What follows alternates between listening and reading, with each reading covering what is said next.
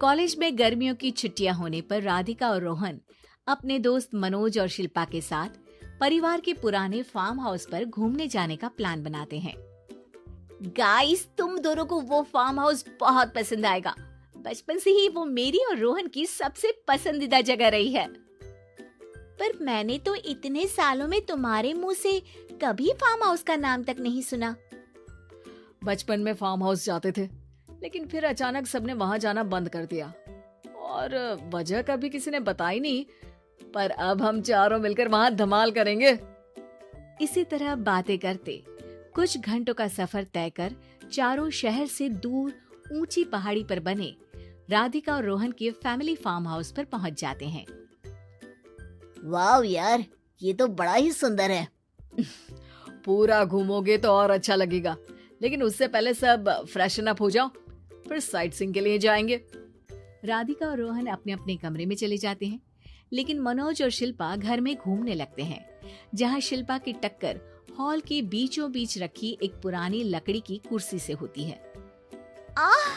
लग गई रे माता, इस कुर्सी को बीच में किसने रखा हुआ है? अरे तेरे स्वागत के लिए भूत ने रखा होगा। ओए, तुझे बात ऐसी आ रही है? जब खुद टकराएगा तो पता चलेगा। हाँ ठीक है, पर अभी तो तू इसे साइड में रख दे। शिल्पा कुर्सी को एक कोने में रख देती है और वो दोनों भी अपने कमरे में चले जाते हैं, जिसकी थोड़ी देर बाद चारों बाहर घूमने निकल जाते हैं। इसी तरह रात हो जाती है। फार्म हाउस में वापस आकर वे लोग सीधा सोने चले जाते हैं। आधी रात को मनोज की नींद खुलती है। बड़ी तेज प्यास लगी है, पानी साथ लेकर सोना चाहिए था। हाँ, अब रसोई तक जाना पड़ेगा। मनोज आंखें मलते हुए कमरे से हॉल में आता है और अचानक रास्ते में रखी कुर्सी से टकराकर जमीन पर गिर जाता है। अरे मर गया रे दादा। शिल्पा सही बोल रही थी, बड़ी तेज लगती है ये कुर्सी तो, पर इसे दोबारा बीच में किसने रखा? मनोज एक बार फिर उस लकड़ी की कुर्सी को कोने में रख पानी पीकर कमरे में चला जाता है। अगली सुबह जैसे ही चारों की नींद खुलती है तो उन्हें अपने बेड के पास साइड टेबल पर चाय का कप रखा मिलता है, जिसे देख वो खुशी खुशी चाय पीकर तैयार होकर कुछ देर बाद हॉल में मिलते हैं।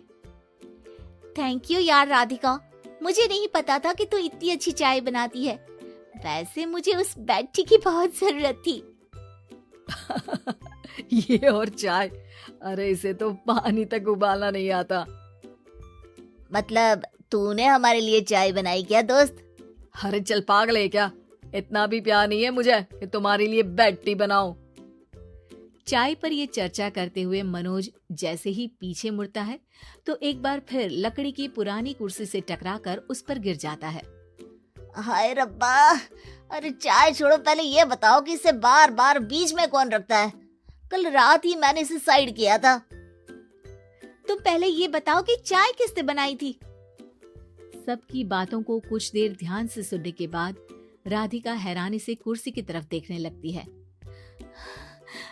भूत दीदी। राधिका की बात सुन आपस में झगड़ रहे सारे दोस्त शांत हो जाते हैं।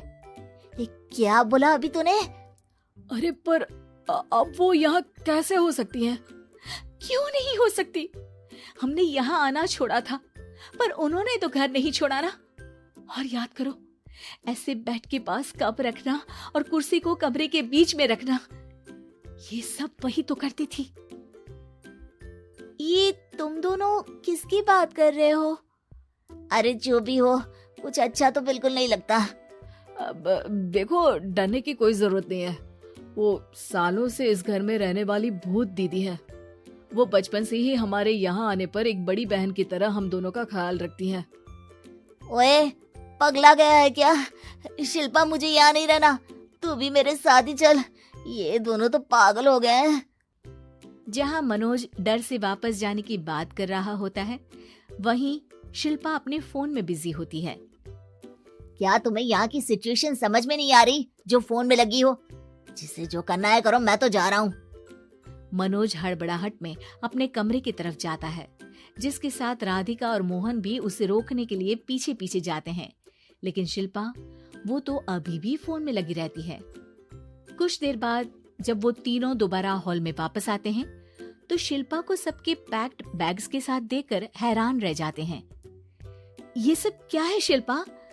यहाँ हम इसे समझा रहे हैं और तुम हमारे बैग्स भी पैक कर कर लेकर आई। अरे आखिर में फोन से बाहर निकलकर कुछ किया तो सही इसने। दोस्तों देखो, कल से हम यहाँ हैं। भूत दीदी ने कुछ किया नहीं ना? फिर डर क्यों रहे हो? 4 दिन और रुकोगे तो पता चलेगा कि क्या होगा। मतलब? इस पर शिल्पा उन तीनों को फार्म हाउस से बाहर लाकर फोन में पुरानी न्यूज का आर्टिकल दिखाती है। सालों पहले यहाँ रह रही औरत ने अपने दोनों बच्चों को सुबह सुबह दूध में जहर पिलाकर मार दिया और फिर हॉल में उस कुर्सी पर खड़े होकर खुद भी फांसी लगा ली थी। तुम्हारी बातों से मुझे इस केस की याद आ गई। गूगल किया तो पता चला कि ये वही फार्म हाउस है। अभी भी यहाँ रहना चाहते हो जिससे कुछ दिनों में वो सबको थोड़ा थोड़ा जहर देकर मार दे? अरे पर ये दोनों तो बचपन से यहाँ आ रहे हैं, फिर इन्हें अभी तक कुछ क्यों नहीं हुआ?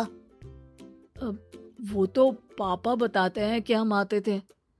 हाँ, और मुझे भी एक बार का ही याद है। वाह, और कहानियां तो ऐसे सुना रहे थे जैसे सदियों से यहीं रहते हो। तीनों ये बात कर ही रहे होते हैं कि अचानक फार्म हाउस में से एक आवाज सुनाई देती है।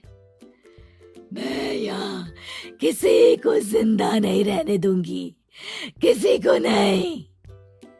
बस ये सुनने की देर ही होती है कि चारों डर से कांपते हुए तुरंत कार में बैठकर वहां से भाग जाते हैं।